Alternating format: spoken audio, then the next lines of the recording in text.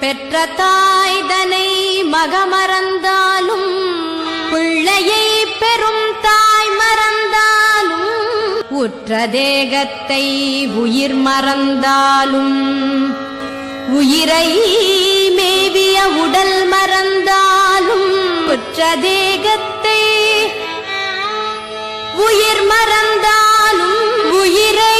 மேவிய உடல் மறந்தாலும் கற்ற நெஞ்சகம் கலை மறந்தாலும் கற்ற நெஞ்சகம் கலை மறந்தாலும்